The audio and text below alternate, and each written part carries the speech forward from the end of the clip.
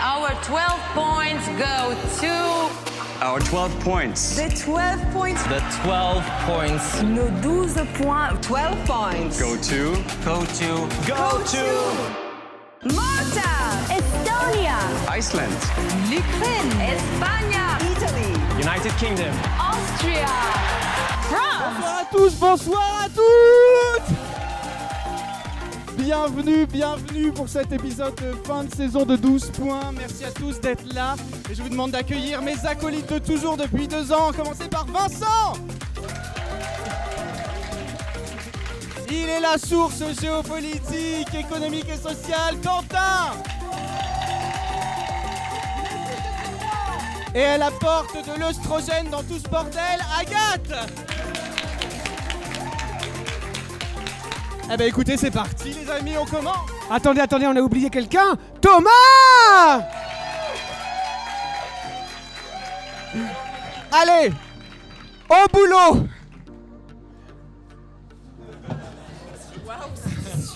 C'était génial. Alors, attends. Avant de commencer, Thomas, j'aimerais faire un truc parce qu'il y a quelque chose qui me tient à cœur que j'aimerais bien faire ce soir, si c'est possible. Oui. D'accord, ok. C'était pas prévu. Bonsoir les tâches de JB, est-ce que vous êtes chaud ce soir? C'est bon, ça marche. C'est pas ouf non plus. Hein. Ça pourrait être mieux. Est-ce que vous êtes bien d'être là? Est-ce que vous êtes bien d'être là ce soir? Bon, est-ce que vous êtes content d'être avec nous ce soir? Voilà.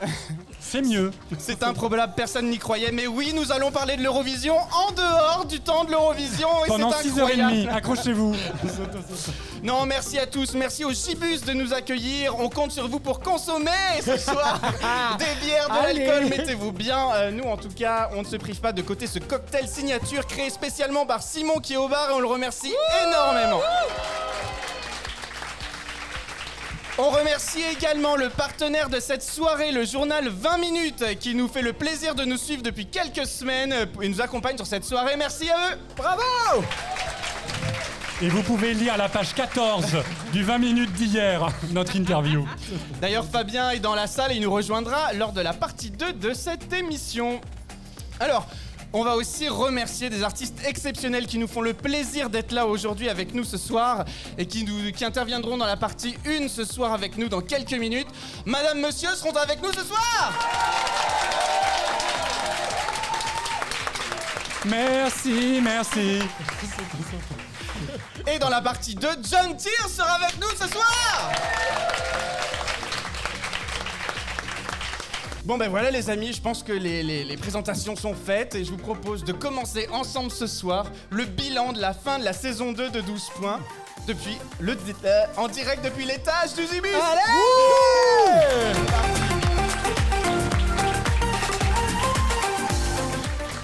Alors, est-ce que vous allez bien, les amis? On va commencer par là. Agathe, toi qui viens directement de Londres ce soir.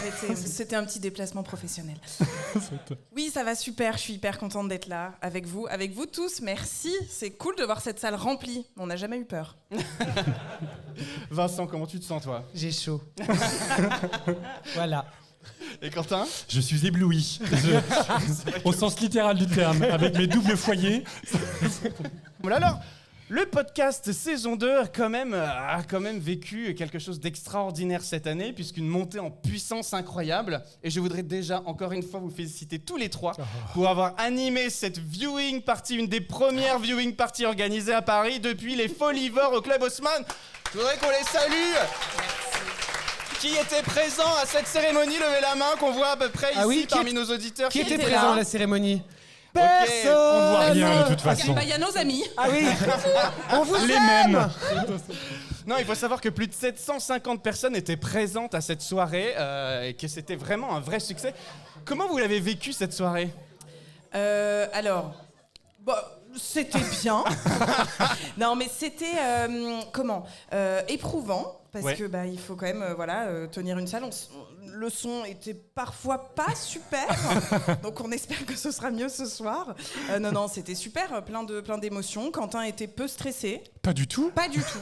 Pas du tout. Non, c'était trop bien. Et puis de voir tous ces gens, il y avait plein de personnes de nationalités différentes. Ouais. Donc c'était assez étonnant à voir et de voir ces gens s'enjailler sur des choses dont je me foutais.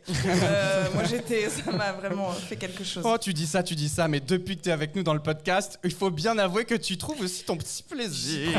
C'est vrai. Vincent, comment tu t'es senti ? Écoute, plutôt, je n'ai pas vu la soirée passer, on va pas se mentir, hein, c'est allé d'une traite. Et puis j'ai terminé la soirée avec un énorme torticolis aussi. Mais ça, parce qu'on ne le dit pas, on avait quand même l'écran qui était derrière nous, et donc du coup on a passé l'Eurovision à faire ça. C'est bien, hein. Et ça, c'était machin. Voilà, donc en fait, finalement, c'était un petit peu dur pour les cervicales. Mon ostéo m'a engueulé hier, d'ailleurs. Il m'a dit, il fallait venir me voir avant, qu'est-ce que c'est que cette histoire et À tout. tel point qu'on a quand même pas vu le WAD de Lazara quand même. Oui. Ah non. On était retournés. Tellement Moi, concentré, j'en on l'a étais pas vu. retournée. On l'a pas vu.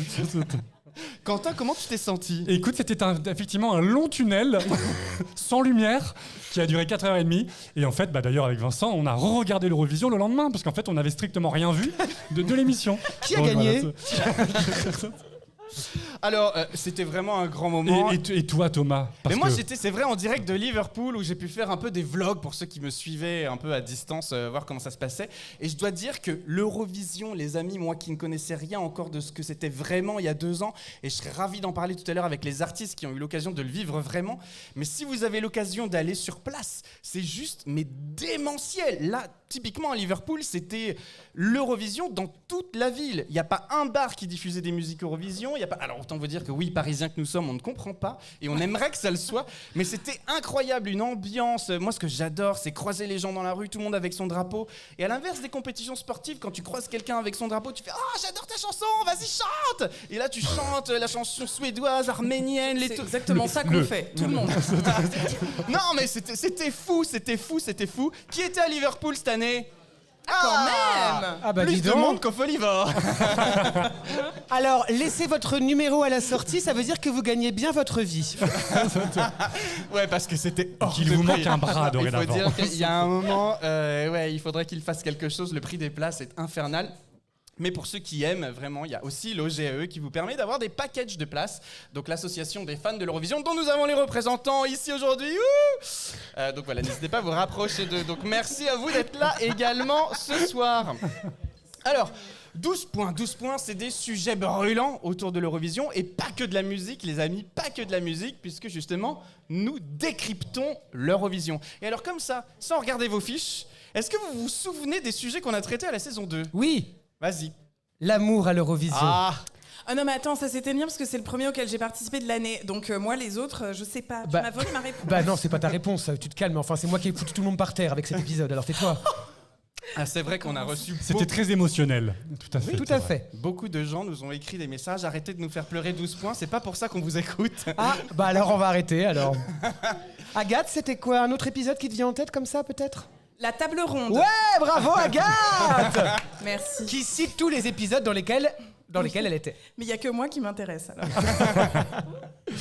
Mais tu sais qu'Agathe, tu intéresses beaucoup de monde aujourd'hui et c'est pour ça qu'on est ravis de t'avoir de plus en Merci. plus Non, avec en plus, nous. je rigole, hein, bien sûr, je suis ravie de faire cette aventure avec vous. Non mais c'est vrai en plus. Et vraiment, c'est mieux maintenant dans ma tête l'Eurovision. Quentin, est-ce qu'il y a un épisode dont tu te souviens de la saison 2 qui t'a particulièrement marqué ? Oui, l'Eurovision et l'argent. Tiens les donc. enjeux financiers. Les tableurs Excel, les comptables, c'est mon dada.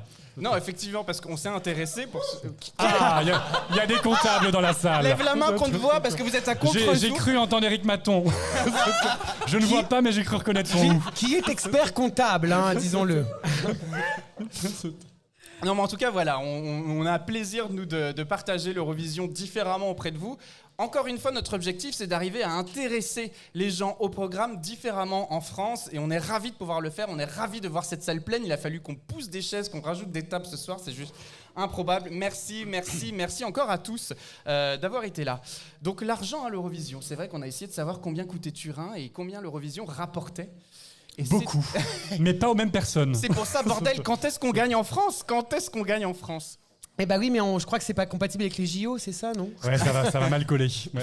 Alors moi, il y a un épisode que j'ai adoré faire cette année et que j'espère qu'on refera l'année prochaine. C'est l'Eurovision vue d'ailleurs, où on a eu la chance d'avoir ça, c'était cool. Katia, Davidé et Clinton, un Norvégien, un Italien et une Russe autour de la table avec nous et qui nous ont exposé leur point de vue sur comment eux vivaient l'Eurovision dans leur pays, qu'est-ce qu'ils appréciaient là-dedans. Et je dois vous dire que c'est assez fou de voir que l'Eurovision est complètement perçue différemment dans d'autres pays et à des échelles complètement drastiquement différentes. Et démesuré dans certains pays, vraiment avec 80% d'audience le soir de la finale. Et nous d'ailleurs on essaye avec ce podcast de faire que l'Eurovision devienne vraiment hype. Je crois que les gens dans cette salle sont à 90% en train Déjà conquis. Déjà conquis, mais on espère en tout cas cet épisode vous a plu. C'est vraiment quelque chose qu'on va essayer d'apporter un peu plus. Il y a eu cette grande interview d'Alexandra Redamiel aussi cette année. Je sais que beaucoup nous avaient découvert grâce à cette interview cette année. Donc merci à tous ceux qui viennent d'arriver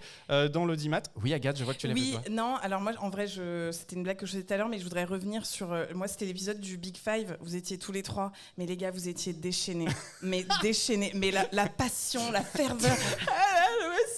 Fou, cinglé. Mais j'ai cru qu'à un moment vous alliez vous mettre à pleurer. Non, mais alors Thomas, on a coupé, mais on a pleuré. Ah d'accord. Mais, et le champagne y était pour quelque chose ou pas? Il n'y avait pas d'alcool. Jamais. Thomas, je voudrais vous remercier parce que c'est aussi ça à 12 points. C'est très mignon.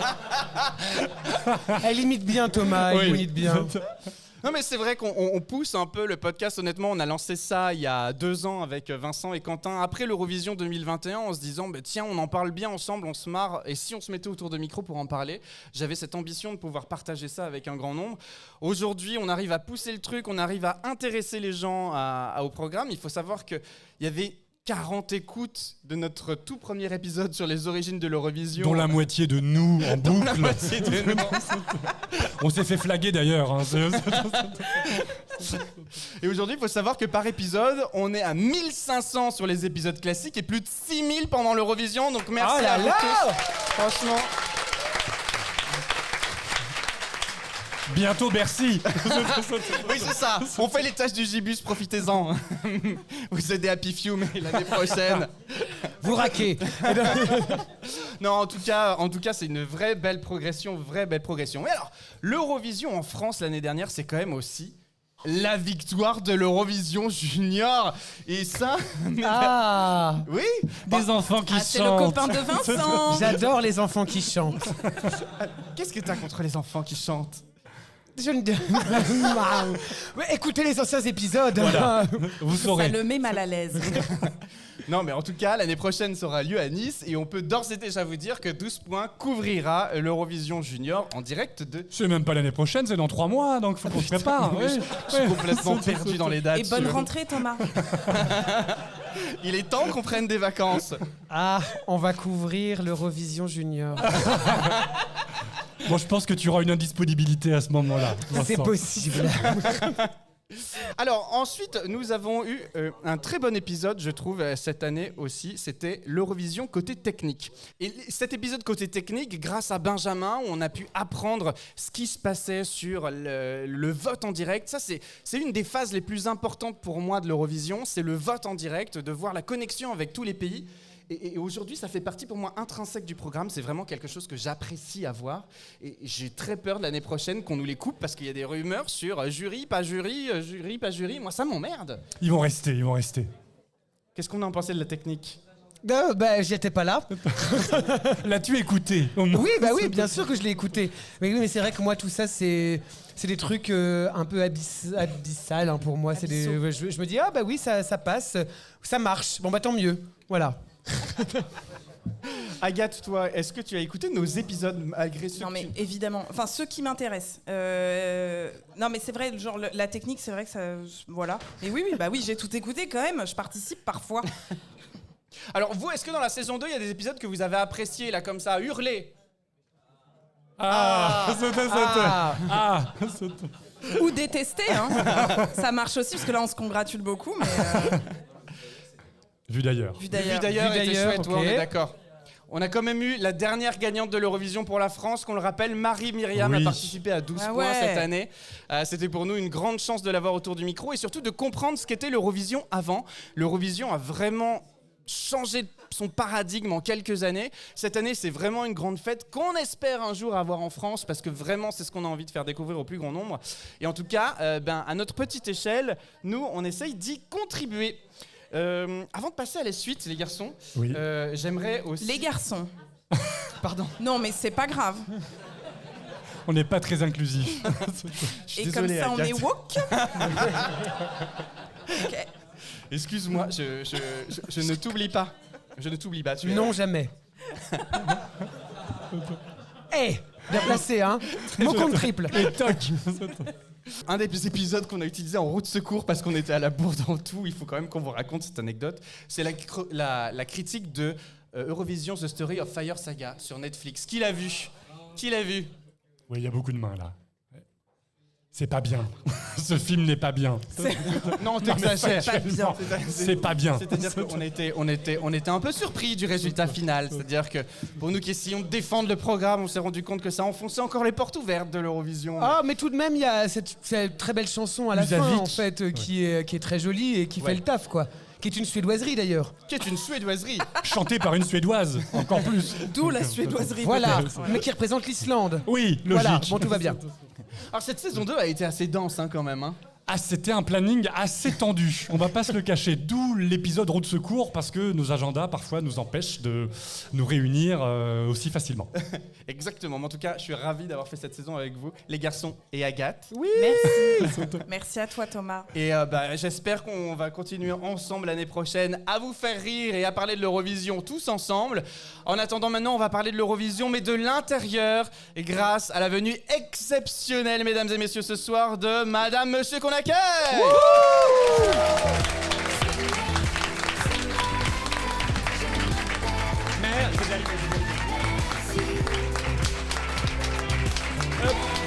Je les connais.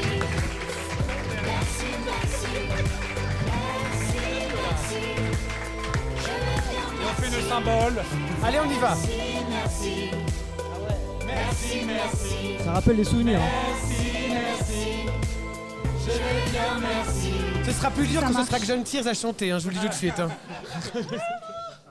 Ça, c'est un symbole, c'est un signe qui a été inventé par un mec qui est devenu une superstar aujourd'hui. C'est Mehdi Kerkouche. Ah, le chorégraphe. Ouais, Ben le oui. chorégraphe.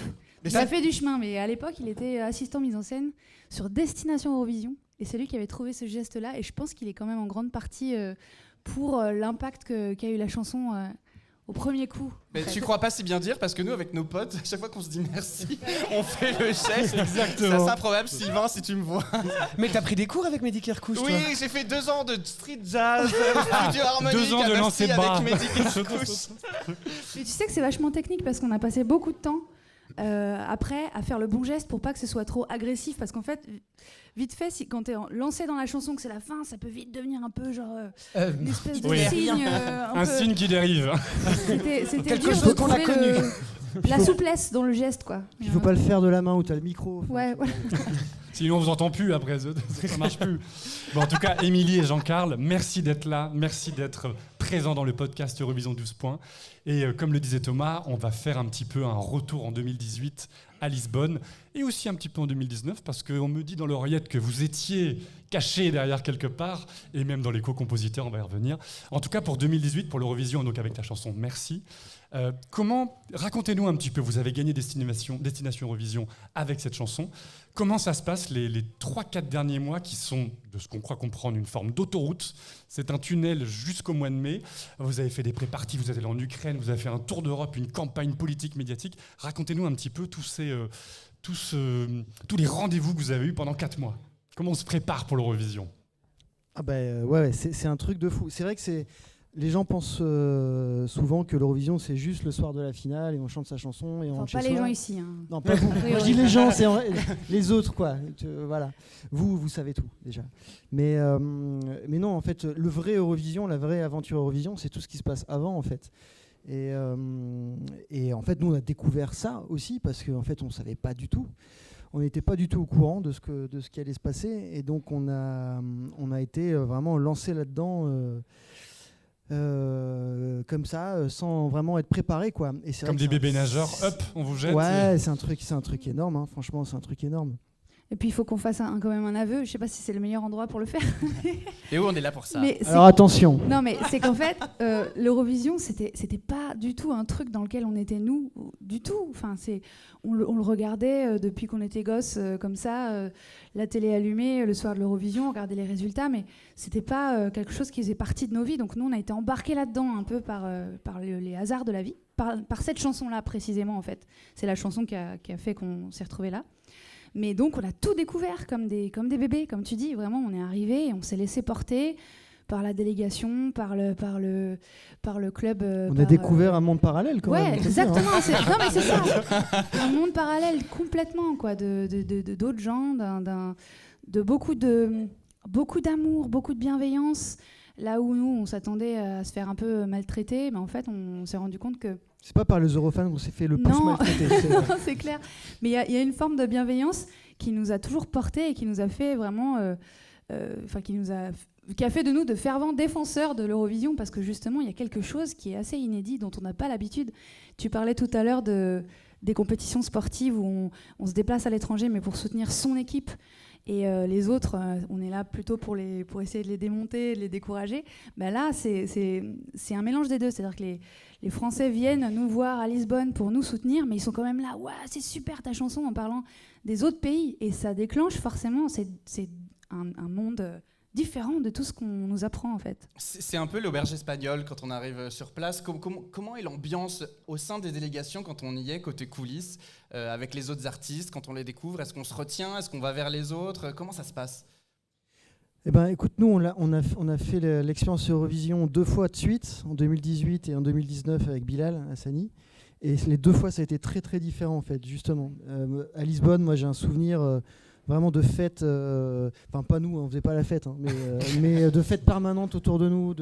C'était des gens avec le sourire tout le temps, c'était hyper cool, c'était vraiment fun, les répètes, ça se passait hyper bien et tout. Et c'est vrai que l'année d'après, c'était une ambiance qui était beaucoup plus tendue. Il y avait énormément de sécurité, tout ça, c'était à Tel Aviv. Oui. Et donc il y avait beaucoup de sécurité et vraiment l'ambiance n'était pas du tout la même. Donc je pense que ça dépend quand même de l'année, ça dépend de où c'est organisé, ça dépend quand même de pas mal de choses. Mais en tout cas, nous, notre année en 2018, c'était vraiment... on est quand même assez protégés, nous, en tant que participants. Mais il y avait vraiment une forme de légèreté quand même. Voilà. Et puis comme tu me dis, Thomas, tu l'as répété un certain nombre de fois dans le podcast, ce que vous décrivez, c'est un petit peu la philosophie de l'Eurovision, d'euphémiser les tensions entre les États. Hein, avec cette philosophie, non mais plus sérieusement, la guerre post-Seconde Guerre mondiale, c'est ça l'idée aussi, c'est de concourir entre chansons pour remplacer des conflits ouverts. Et je trouve que depuis quelques années, cette philosophie, cette belle histoire de l'Eurovision revient. En tout cas, il y a un discours aussi avec l'Ukraine qui a aidé à remettre ça sous le Mais l'Eurovision n'est pas politique, rassure-moi. Absolument pas, voyons enfin. Joker. Moi, j'ai une question à propos justement de la préparation qu'on a, surtout quand on ne sait pas à quoi s'attendre, comme c'était votre cas. On dit souvent dans le podcast, et on l'entend, que l'Eurovision, c'est un peu les Jeux Olympiques de la chanson. À savoir qu'en tant qu'artiste, il faut aussi physiquement être préparé, parce que c'est des répétitions 2 par jour, 1 à 9h, ça finit à minuit, parce que c'est les émissions refaites de A à Z 5-6 fois sur une semaine. Physiquement, quand on arrive à la finale, on est au bout du bout, j'imagine. On est au bout du bout quand on arrive à la finale, mais tout est... C'est comme si tu avais une espèce de jauge qui monte en toi pour que le jour J, tu sois prêt et bam, c'est parti. Tu as le coup de feu du départ et c'est lancé. En plus, c'est en direct, tu as ce petit point sur la caméra qui s'allume et bam, ça y est, tu représentes ton pays, tu chantes ta chanson devant, c'est combien, 180 millions, je sais plus.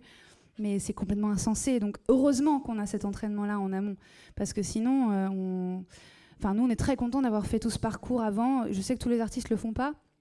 Nous, on a suivi, c'était intense, fatigant. On s'est au bout d'un moment complètement laissé porter. On n'était plus maître de notre agenda. On regardait notre téléphone. On fait quoi demain ? Ah, on fait Michel Drucker et après on part à Tel Aviv. Après on va en Ukraine. Enfin, parce que Michel Drucker est encore vivant. Oui. C'est un peu camoulox quand même. Comme Ouais, dit, c'est un peu bizarre, mais c'est Fais vrai. Michel Drucker et je vais à Tel Aviv. C'est vrai qu'on prenait beaucoup l'avion. On était tout le temps en déplacement avec nos valises à roulettes là. Enfin, c'était devenu un gimmick, mais c'était très fatigant. Notre grande chance, et franchement, chapeau aux artistes qui font tout seuls, parce que d'être à deux, c'était quand même à deux en couple. Donc aussi de pouvoir partager les émotions qu'on vit, c'était salutaire, enfin pour nous. Mais c'est vrai que c'est éreintant, c'est crevant quoi. D'ailleurs, l'Eurovision finie, les résultats donnés. On a ressenti, déjà on était extrêmement tristes, donc c'était une tristesse mais d'une profondeur, ça me fout encore des frissons rien d'en parler, de revenir à ce moment-là, mais aussi d'un seul coup toute la pression qui retombe en fait, qui est tellement lourde, parce que oui on représente son pays, oui il y a plein de gens qui viennent de l'étranger pour nous voir, il y avait tout France Télé, enfin il y a quelque chose qui est quand même dont on prend la mesure à force des choses, mais qui est quand même extraordinaire, quoi. Donc cette fatigue-là, elle est accablante quand c'est fini. C'est vraiment, c'est lourd. C'est ça ce qu'on pèse sur les appelle épaules. chez nous la PED. C'est quoi ça tu peux nous épauler On est peut-être fan des parce que acronymes. là, Post-Eurovision dépression. Exactement. Voilà. Bingo. Moi j'ai eu une grosse pède. Jean-Carl, une grosse pède aussi ou... Ouais, grosse pède. Alors, ce qui est très vrai avec l'Eurovision, quand on met les pieds dedans, et j'en suis l'exemple, c'est que c'est difficile après de décrocher. On se prend au jeu, on écoute les chansons de l'Eurovision. Est-ce qu'il y a des chansons, vous, qui vous plaisent aujourd'hui, que vous écoutez dans l'Eurovision récente, que vous avez pu entendre ou pas? Franchement, je vais être honnête, on suit pas trop l'Eurovision depuis. Je suis désolé. Il faut écouter 12 points. Mais c'est pas grave. Je ne Mais en connais fait, pas le cette truc. personne. Non, mais c'est vrai. C'est-à-dire que, évidemment, on regarde quand même ce qui se passe parce qu'on est lié à vie avec l'Eurovision. Mais en fait, c'est ça le truc, c'est qu'on l'a fait. Ça donne un lien, je pense, avec tous ceux qui ont vécu l'Eurovision, que ce soit sur scène ou devant la scène, dans le public, etc. On sait tous ce que c'est, quoi. Tu vois, il y a un côté, ouais, t'as fait le Vietnam, moi j'ai fait le Vietnam, on a fait l'Eurovision, quoi, voilà. Et donc ça crée un lien, mais c'est vrai que il y a quand même un truc, c'est vraiment un truc hors norme de faire l'Eurovision, quoi. Et donc il y a un truc, je pense que c'est pour se protéger, c'est bien aussi de prendre un peu de distance à un moment donné, parce que c'est vraiment, c'est des émotions qui sont tellement énormes. Surtout que nous, on l'a fait vraiment. On l'a pas fait avec, comme certains participants ont pu le faire, avec vachement de détachement, un petit peu de voilà, j'y vais pour rigoler. Nous, franchement, on l'a fait premier degré vraiment, quoi. Peut-être trop premier degré d'ailleurs, mais on l'a fait vraiment. On voulait vraiment gagner et tout. On a fait tout ce qu'on nous a dit de faire parce que c'était bien de faire comme ça, machin. On y allait à fond, tu vois. Donc après, c'est bien aussi de souffler un peu et de voilà. Mais ça reste un lien que à vie, de toute façon. À vie, et je serai toujours fier de dire qu'on a. Dans 20 ans, si tu veux, on revient dans 12 points. À la 78e saison, avec Michel Drucker qui sera là. Non, encore sera Thomas Drucker. Non, mais il y avait un truc aussi par rapport à ce que tu disais, c'est que c'est vrai que on l'a fait très sérieusement, mais on l'a pas fait légèrement cette Eurovision parce que. En plus de ça, il y avait notre chanson qui avait un sujet très particulier dont on nous parlait beaucoup. Et on a constamment marché sur des œufs pour ne pas transformer cette chanson en une chanson politique qui cristallise la haine, qui cristallise les débats. On a essayé de garder notre ligne sur le fait que c'était une histoire extraordinaire qu'on a voulu raconter en chanson parce qu'elle nous avait bouleversés. Et c'était dur parce qu'on était tout le temps de toutes parts poussés comme ça, vas-y dis-nous un truc un peu qui va faire les choux gras, le buzz, et c'était dur de garder cette ligne et c'était impossible pour nous de nous laisser aller à une grande détente parce que le sujet était sérieux aussi, donc c'était pas léger pour nous. Et d'ailleurs c'était pas léger non plus l'année de Bilal parce qu'on a aussi abordé la question du fait d'assumer d'être soi 100%, et c'était presque plus intense encore en termes de violence perçue autour de cette chanson-là. Enfin, vraiment, c'était, aucune de ces 2 années n'était légère. Je pense que la prochaine fois, j'ai dit l'année prochaine, c'est pas du tout un scoop. Attention. Voilà, c'était 12 On va points, faire une saison 2. chose. On fera une chanson d'amour toute simple et ce sera très bien. Voilà.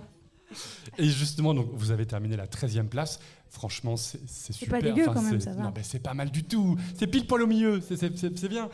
A posteriori, qu'est-ce que vous changeriez? Est-ce que vous changeriez des choses sur la mise en scène, en gardant bien sûr la même chanson? Est-ce que maintenant, vous avez un retour un peu d'expérience puis les autres années, est-ce que vous changeriez des choses sur votre mise en scène? C'est-à-dire que maintenant, avec Il y l'expérience... aurait tellement de choses à dire si tu savais. Vous avez 2 heures. Avec l'expérience, on vivrait pas l'aventure de la même manière, c'est sûr, maintenant qu'on sait comment ça se passe, etc.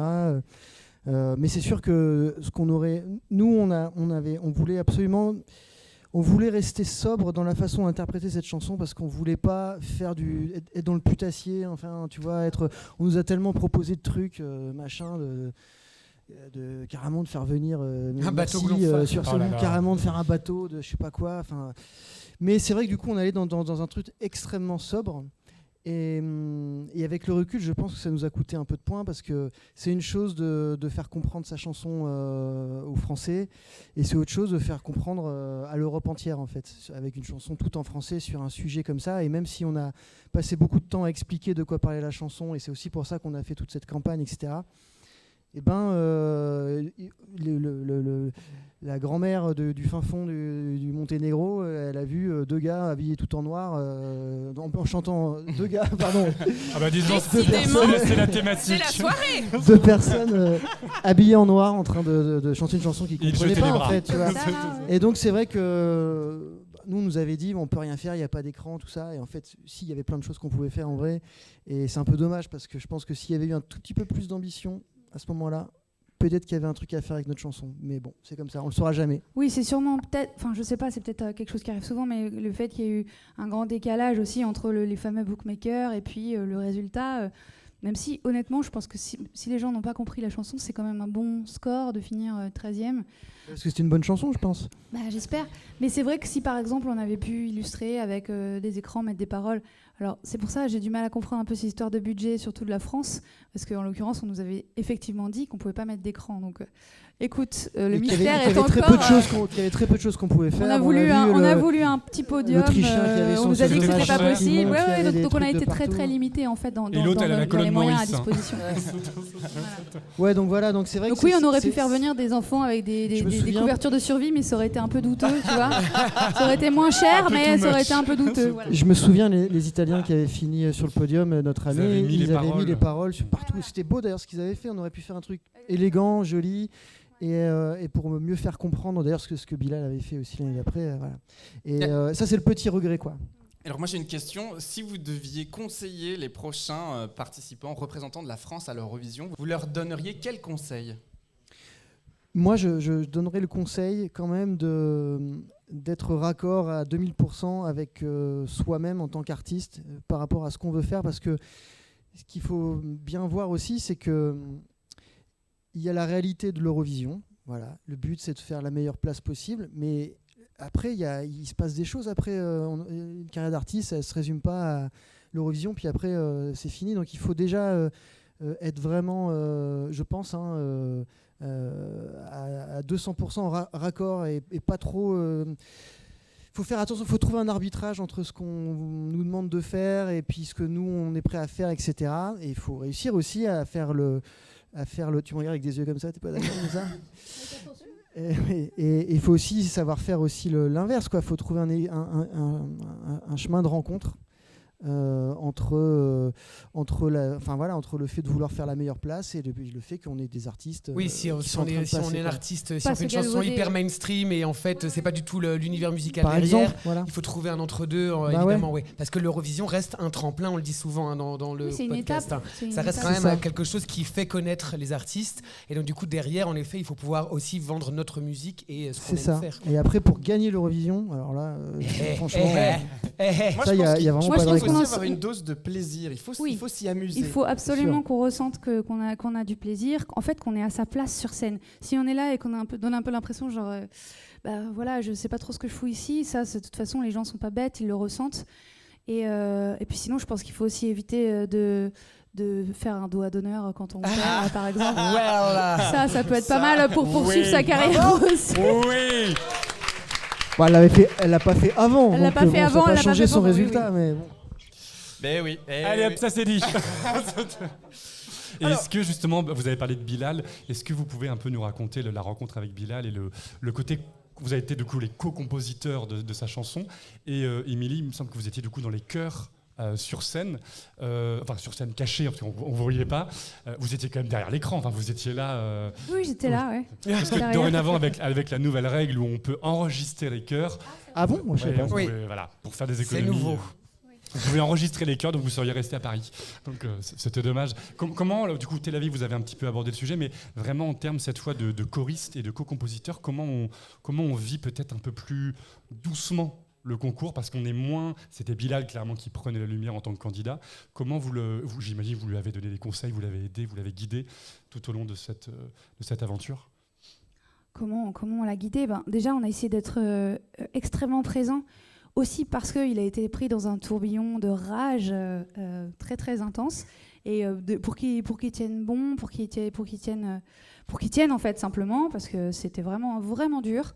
De l'intérieur, nous on a pris vraiment la mesure de ce que c'était de s'affirmer en tant qu'homosexuel, et c'était d'une violence inouïe. Et c'est vraiment quelqu'un de courageux d'avoir poursuivi, de continuer à faire ce qu'il fait comme il le fait. Donc on a surtout essayé d'être là, d'être bienveillant, de le maintenir droit dans ses bottes, de répéter la chanson avec lui, de faire des trucs aussi bêtes que de l'aider à mettre ses lentilles tous les jours parce qu'il n'y arrivait pas, il était en panique, donc je faisais des allers-retours au 5e pour lui mettre ses lentilles, enfin des trucs aussi bêtes que juste d'être là en fait, de le rassurer. Et puis ensuite, après c'était entre ses mains, quoi, donc de l'aider à garder un contact avec le réel, je pense.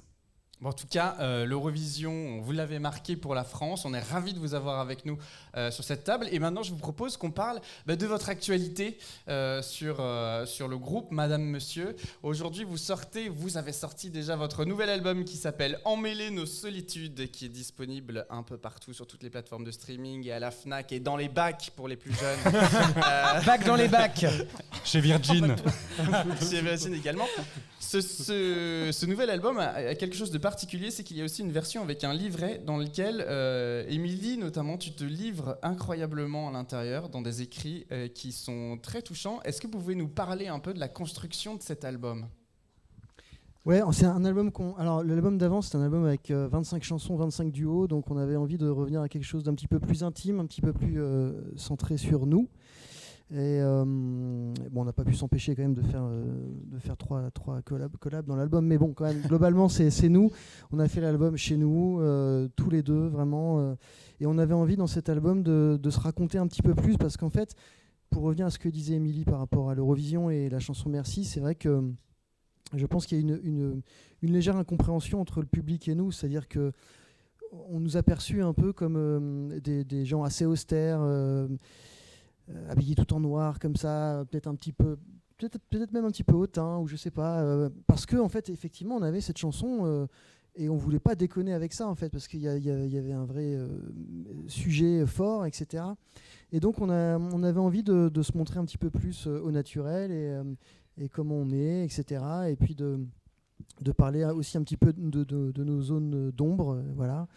Et puis c'est vrai que dans ce livret où Émilie a écrit pas mal de textes, il y a des textes qui résonnent un peu avec l'Eurovision, notamment le texte où on s'interroge sur le fait de savoir si on est des bobos ou des beaufs en fait, parce qu'en fait souvent aussi parce qu'on a fait l'Eurovision, pour certains médias on est des bobos et pour d'autres on est des beaufs en fait, et c'est incroyable ce truc de devoir étiqueter comme ça, de savoir un coup je suis bobo, un coup je suis beauf, comme on a pu l'entendre, quoi. Donc voilà, on avait envie de raconter un petit peu tout ça et de montrer qu'on avait un peu plus de complexité que ça, quoi. Mais ça, c'est pas dans les chansons, c'est à part dans le livret. Dans le livret, oui. Mais dans les chansons, on se livre un peu aussi. Dans les chansons, on se livre un peu aussi, oui. Un peu plus. Un peu On fait plus. tomber le col roulé, tu vois, genre vraiment. Oui, c'est ça. Puis il y a des chansons qui sont vraiment très dynamiques, très agréables à écouter. Je pense tout de suite à Encore Heureux. J'ai eu la chance de vous voir en concert aux Trois Baudets aussi, où là, on a eu le plaisir, enfin moi j'ai eu le plaisir de vous découvrir sur scène. Est-ce que vous allez bientôt prévoir des scènes? Est-ce qu'il y a des dates sur lesquelles on peut vous voir chanter le nouvel album? Alors là, la prochaine date, elle est dans le sud, elle est à Nice. Eh ben Nice, on connaît. 4 août. Juste avant Ça aura l'Eurovision pas Junior, commencé parfait. encore, ouais. C'est quand l'Eurovision Junior d'ailleurs? Eh ben c'est en novembre. Décembre. Ah non. Ah bon, la bah, c'est vache. pas tout de suite. Décembre, Je suis novembre. hyper On bien voit vraiment renseigné. qui suit le junior. Attendez, je regarde mes fiches. J'adore l'Eurovision Junior. Le 26 novembre, on nous dit dans On nous l'oreillette dit le dans 26 l'oreillette. novembre. Ah, j'ai poney. Et donc du coup, c'est très embêtant. Et je pense qu'il y aura une tournée qui va commencer à partir de la rentrée certainement pour cet album. Voilà. Sur l'album Emmêler nos solitudes. Alors, Emmêler nos solitudes, justement, c'est ce qui est dit dans le livret, mais c'est ce qui est expliqué aussi dans de nombreuses interviews. C'est-à-dire qu'on vous appelle Madame Monsieur, on vous appelle le groupe Madame Monsieur, et vous avez eu du mal à reprendre un peu le plaisir, ou en tout cas la facilité de parler en tant qu'individu, et Emmêler nos solitudes, et un peu cette symbolique-là. Vous vouliez remettre en avant Émilie, vous vouliez remettre en avant Jean-Carl. Comment vous avez réussi à trouver cela dans la construction de cet album? Je pense que c'était une urgence en fait, on en avait besoin. Parce que tu sais, c'est pas un secret, nous on est en couple, ça fait 15 ans qu'on est ensemble. Ah bon? Première nouvelle. Mais attends, il y a des gens encore qu'on croise qui nous disent mais comment ça vous avez un enfant? Je croyais que vous étiez frères et sœurs. Tu vois? Donc, vraiment. Alors, Du coup c'est hyper flippant. Donc, on laisse le doute planer quand même, mais bon. dégueulasse, hein, quoi. Ouais. Mais Pas longtemps. tu vois, Enfin, pour vous. je sais pas s'il y en a qui sont en couple depuis très longtemps ici. Ah ouais. Ouais. Non. Voilà. Mais en non, fait, bah non. il y a un phénomène bizarre, je sais pas si tu es d'accord avec moi, quand tu es en couple, tu finis par devenir un seul et par répondre genre bah comment ça va toi? Oh bah nous ça va. Et en fait, c'est exactement ça. C'est très énervant pour les célibataires. Mais c'est bah oui, mais c'est en fait, on le fait naturellement et puis on finit par en prendre l'habitude d'oublier qu'on est 1 plus 1, c'est Mais un surtout peu qu'on cliché. a un duo de musique qui Plus on s'appelle est un Madame duo, Monsieur. en Madame plus, quoi. Monsieur. Donc on avait fini presque par disparaître derrière cette espèce de bête à deux têtes. Et ça, il y a eu des moments où ça a pété, où c'était dur en fait, parce que on se rendait compte qu'il y avait quelque chose en nous qui avait besoin, peut-être plus en moi d'ailleurs, qui avait besoin de revenir, de dire oh, j'existe toute seule aussi. Donc c'était un peu. Je pense qu'il y a plein de gens qui passent par ces moments-là. Et j'ai fini par creuser un peu plus en moi à travers l'écriture des textes de ces chansons, mais aussi de ce livret de 80 pages où on donne un peu plus de nous, où ça nous a permis... C'était un peu comme une thérapie, mais je pense que comme dans tous ces écrits, tout le monde peut se reconnaître aussi, parce que forcément, tout ce qui est intime est universel. Donc voilà, c'était un album thérapeutique. C'est comme, tu vois, toute cette campagne dont tu parlais de l'Eurovision, où effectivement tu passes ton temps à parler, à prendre la parole médiatiquement, et en fait c'est vraiment très dur quand on est deux de devoir parler d'une seule voix en fait, parce que parfois même on n'était pas d'accord en fait, mais on est quand même obligé de trouver quelque chose qui correspond aux deux, et du coup ça fait que parfois même on répondait de façon un peu mièvre, parce qu'en fait et ça on en avait un peu marre, quoi, tu vois, donc on avait envie de... Puis je te dis pas après la chambre d'hôtel, oui t'as dit ça, moi Pourquoi t'as dit ça? Ah ben je vous parle pas les débriefs post-enregistrement de 12 points. Ce soir, tu vas dormir à l'hôtel du cul tourné. Allez. Eh ben, il y en a une qu'on a envie d'entendre parler ce soir, les amis, et c'est Agathe. Et mesdames et messieurs, j'allume cet je ordinateur. vais meubler le temps que l'ordinateur s'allume. Non, c'est bon, tout est prêt. Et voilà, et je lance le jingle pour la chronique que vous adorez tous maintenant, la chronique d'Agathe, Zéro Vision. Sale. Y se baila así. Nul. C'est mauvais. Zéro vision. Alors là, excuse-moi Agathe, il faut juste que je me mette en place. Oui, bien c'est le moment où en fait... vous Normalement, vous on rendez compte, coupe. il nous manque une régie. Hein. Si jamais quelqu'un veut faire partie de ce podcast l'année prochaine, il est le bienvenu. Sans moyen. Mais en toute amitié. Bah oui.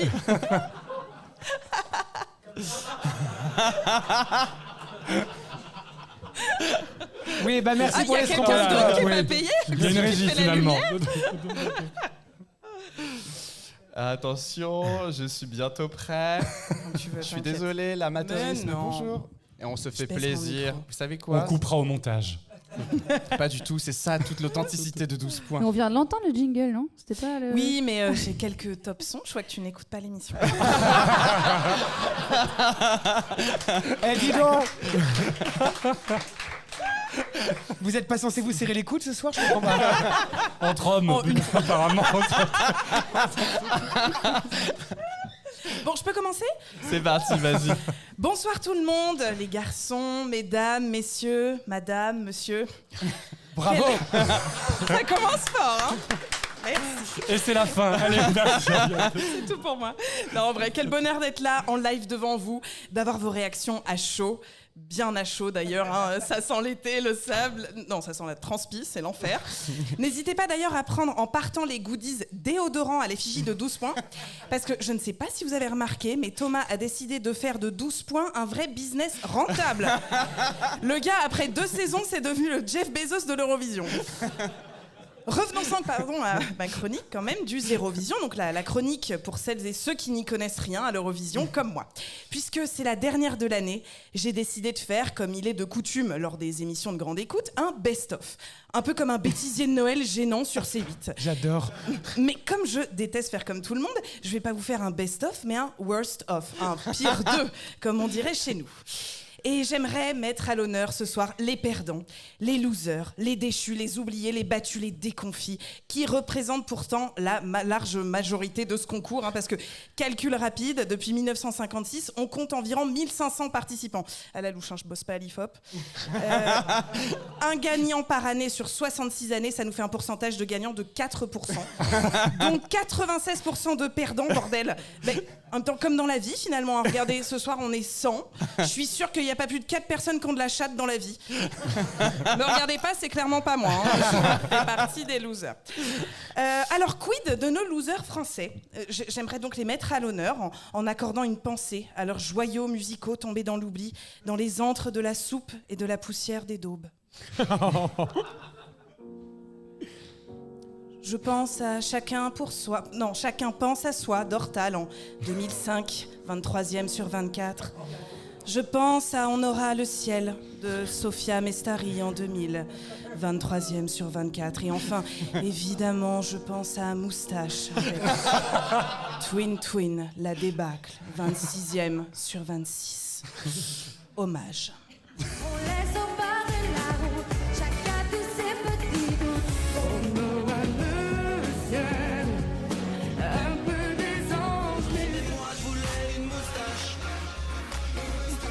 Ah, ça danse hein, sur Moustache. Ça sert à rien de se moquer, hein. On vit tous des périodes sombres. Hein. Sombre, très sombre. Excusez-moi, pardon. Non, parce qu'à y réfléchir après tout, finir dernier, c'est finir en beauté. Hein. C'est une sorte de panache. On peut pas descendre plus bas, il n'y a plus qu'à assumer. C'est comme s'enfoncer dans les antres de la dépression, où on se dit, bon...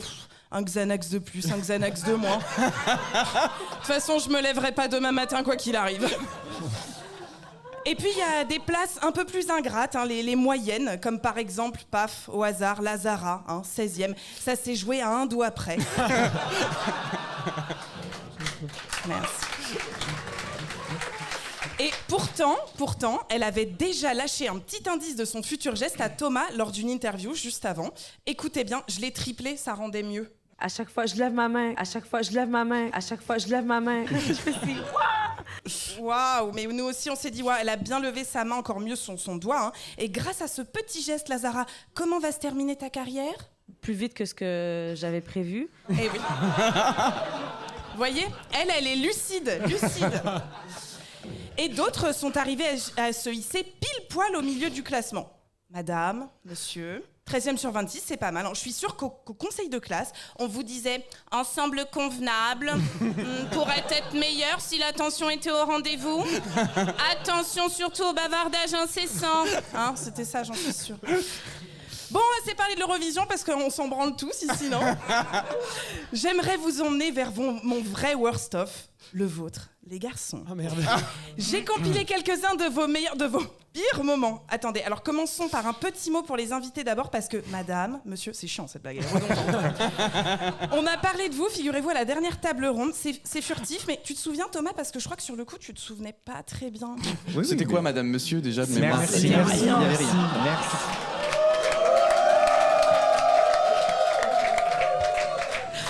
Ah, la bourde! Ah, sacrée bourde. Mais bon, visiblement, vous n'êtes pas vexé par cet oubli puisque vous êtes là. De toute façon, vous n'avez visiblement pas eu le choix. Vous n'aviez pas. Je comprends pourquoi il nous a offert des cocktails en arrière. Voilà, prochain Quentin. Oh God. Quentin, notre dictionnaire économico-sociopolitique qui éclaire la nuit trop noire de notre ignorance. Mais cette année, Quentin était inquiet. Ou alors juste il candidate pour remplacer le ministre du Logement, je sais pas. Airbnb coûteront cher à Paris 2024, mais là, ce qui pose problème à Liverpool, c'est qu'il n'y a pas suffisamment d'hôtels. Et l'organisation, du coup, a demandé à Airbnb d'augmenter le nombre d'offres disponibles pour la ville. Il n'y a pas suffisamment de place. Il y a un enjeu quand même massif, donc c'est bien qu'il y a un problème de logement. Il y a un problème. Ah, il est inquiet. Ah, il est pas bien. Ah, c'est la crise du logement. Mais aussi, Thomas est inquiet pour l'écologie et également pour son porte-monnaie. N'oublions pas aussi, c'est quand même un point non négligeable, le coût de l'énergie. Je pense que la facture énergétique du mois là, du concours va coûter très très cher. On en revient au coût des places. Je pense que c'est aussi parce que le budget coûte cher. Tout coûte cher. Et... Tout coûte cher. Révolution, votez Quentin. Merci pour lui.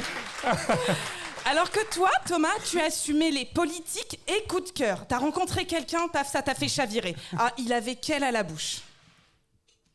La chef de la délégation française. Bonjour Alexandra Redamiel. Alexandra. Alexandra. Alexandra.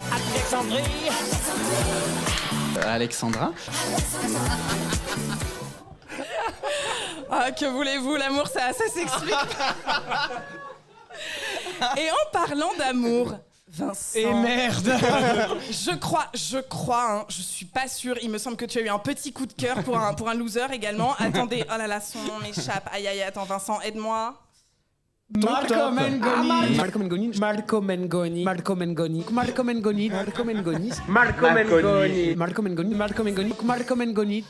Marco Mengoni, c'est ça. Non, parce que j'avais un doute, j'étais pas sûre. Mais Vincent, tu as su nous transmettre avec émotion, ta passion, hein, tellement qu'on en aurait chialé. Hein. Bien, moi, c'est Marco Mengoni avec D'où éviter. Moi, c'est ma chanson de l'année. Moi, c'est très con, mais juste musicalement parlant, il y a quelque chose, en fait, qui me fout les poils, qui m'a beaucoup touché. Et il y a quelque chose qui, moi, m'émeut et qui direct me fout les poils, parce qu'il est intense. C'est quelque chose qui me touche énormément. Il est très intense. Moi, ça me bouleverse. Donc, Marco Mengoni, D'où éviter. Voilà. Voilà. Et d'ailleurs, je ne sais pas si vous saviez, mais Vincent, grâce à Marco, s'est également pris de passion pour la langue italienne. Est-ce que vous saviez que Vincent, cette année, avait fait une pub?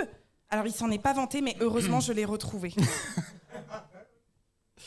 Attends, mais c'est quoi cette merde? Attends. Voici Vincent. Tout le monde l'adore. Ce qu'ils ne savent pas, c'est que Vincent utilise Babel pour apprendre l'italien. Il se sent comme quelqu'un du coin. D'où éviter. Sanremo, d'où éviter. Lazza avec Cenere. Sanremo, d'où éviter. D'où éviter. Commencez à parler une langue avec Vincent. Au rendez-vous sur babel.com. Bravo Vincent. J'espère que tu t'es fait un beau cachet avec cette pub. Voilà, c'est tout pour moi. Vous aurez le droit de vous venger plus tard, les garçons. T'inquiète. Ouais, je pense aussi.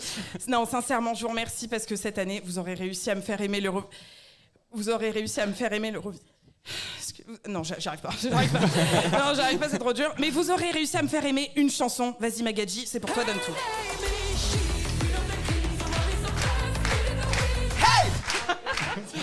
Queen of the Kings, Alessandra, la norvégienne. Merci. Comme si c'était moi, merci. Pas du tout. Donc elle a terminé 5e. Ah, pourquoi je chiale? En fait, c'est bien la preuve en fait, qu'on s'en fout de qui perd, de qui gagne. Alessandra, elle a peut-être perdu la partie, mais elle en reste pas moins la première de mon cœur. Comme vous, les garçons. Oh. Vous êtes les premiers dans mon petit cœur. Et comme dirait l'autre... Les derniers seront les premiers dans notre réalité. Merci Agathe. Merci.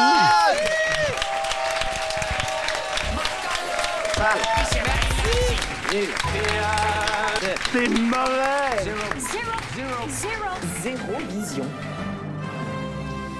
Eh bien écoutez les amis, c'est ainsi que se termine la partie 2, la partie 1. Le mec a envie d'en finir. Ah, t'as gagné?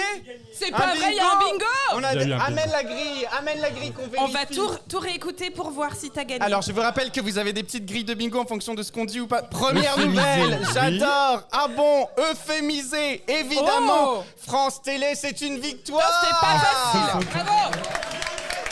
Bravo.